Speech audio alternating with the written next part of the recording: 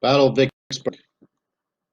The goal for the Americans, the Union, was to take the river, the mighty Mississippi River, control the river, and the only thing that stood in the way was New Orleans, which they already taken, and Vicksburg.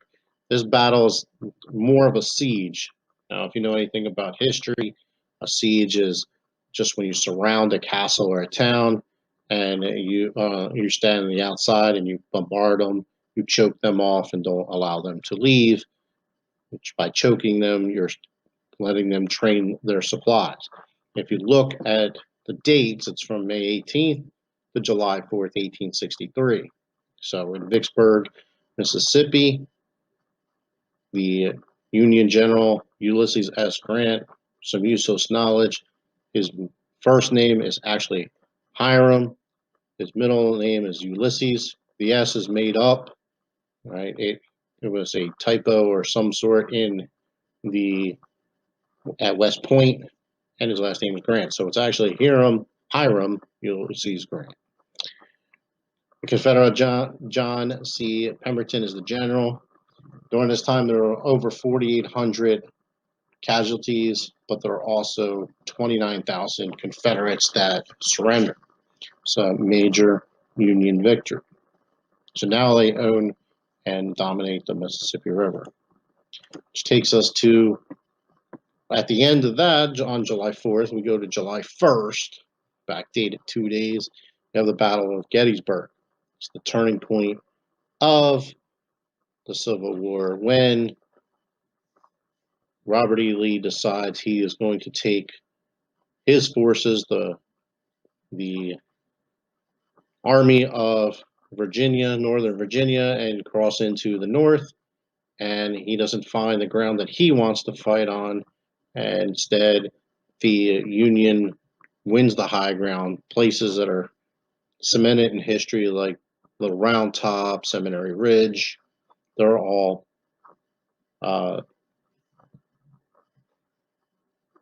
where the Union takes it to the Confederates. So if you look, all right, you get the Gettysburg Address is actually, from the Battle of Gettysburg. It's 4 or 5 months after the actual battle when Abraham Lincoln goes and gives that address. 407 years, that address there. We're not going to go over that. We're not even going to have an assignment on it, but know that the Battle of Gettysburg is the turning point of the war. There are over 4,700 Confederates killed, 12,600 wounded, so they lose about 17,000 right off the bat. Confederates lose about 17,000, so it's a very bloody war, a battle. Excuse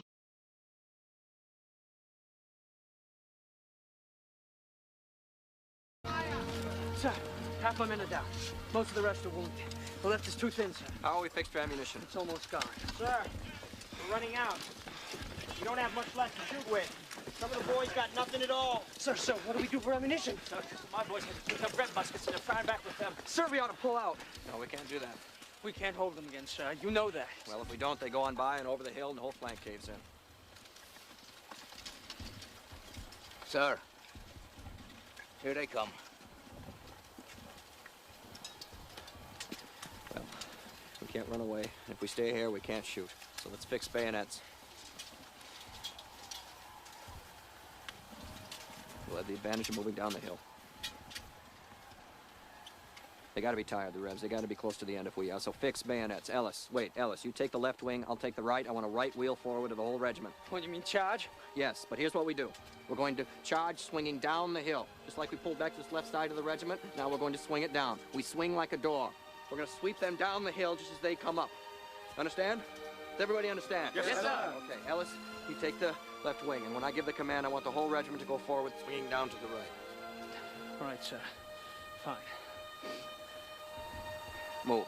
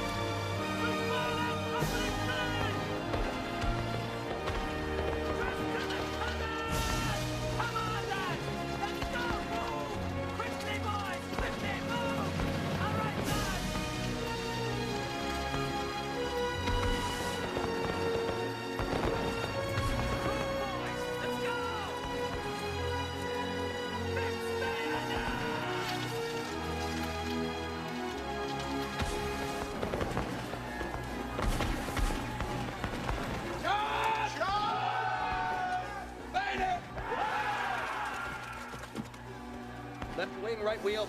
Right wheel! Charge.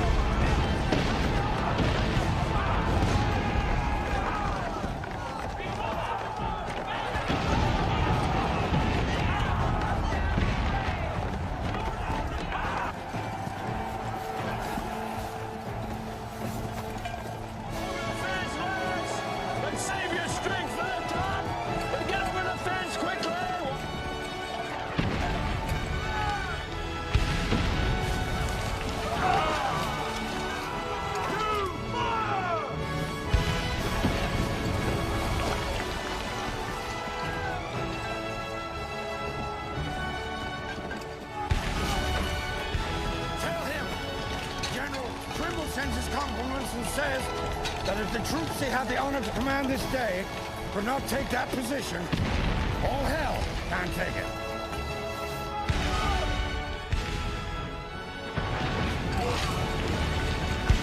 Give him double canister.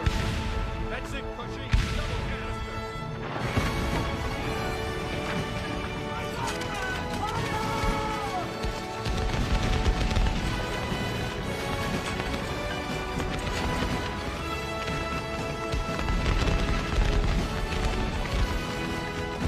Quick step, my boy. Give him the cold steel. Quick step.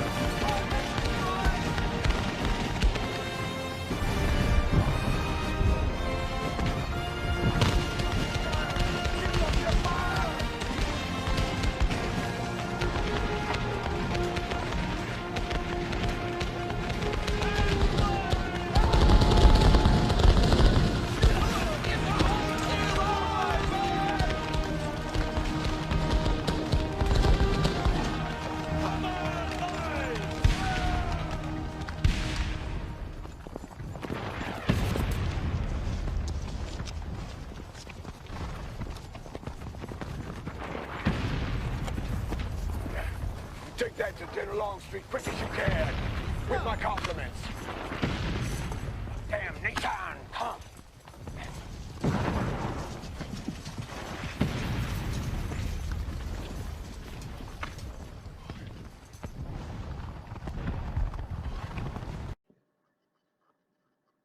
All right, so it's the last full-scale invasion of the North by the Confederates. Lee can be defeated, raising morale of the Northerners, ended peace and overtures. Gettysburg Address comes later, and it changes the town of Gettysburg forever. All right, so if you go there now, it's a very solemn place. All right, so you have all these other little battles that happen. Battle of the Wilderness happens almost a year later.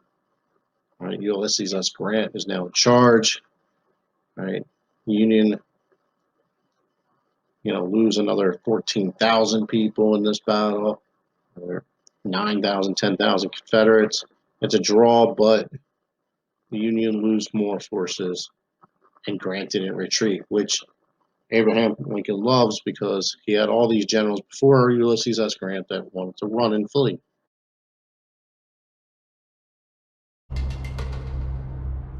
From November 15th until December 21st, 1864, General William Sherman, Uncle Billy as his troops called him, marched more than 60,000 men, 285 miles, from Atlanta to the port city of Savannah, Georgia, during his famous March to the Sea. His soldiers burned buildings, twisted miles of railroad track, and trampled the countryside. General Sherman realized and understood the importance of railroads in the American Civil War. He used them to his troops' advantage, and then he destroyed them.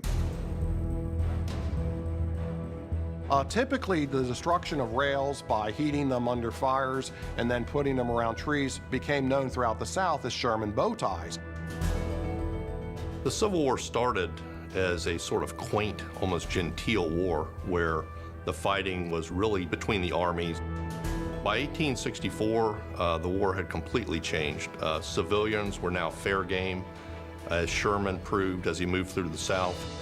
He lived off the civilian population and land. He destroyed everything in his path. On December 21st, 1864, Union soldiers arrived in Savannah, Georgia, to find the city abandoned. General Sherman presented the city and its 25,000 bales of cotton to President Lincoln as a Christmas gift. William Tecumseh Sherman absolutely defines the Atlanta campaign, and he really defines the entire war in 1864. With that soaring northern morale, Lincoln is reelected, and once the political will is in place to prosecute the war to its conclusion, only then does the outcome of the war become inevitable. Final battle of the war is the Battle of Appomattox Courthouse. This is where the official surrender, ending the war, signed by Robert E. Lee. Robert E. Lee brings the sword of Ulysses S. Grant, and the war ends.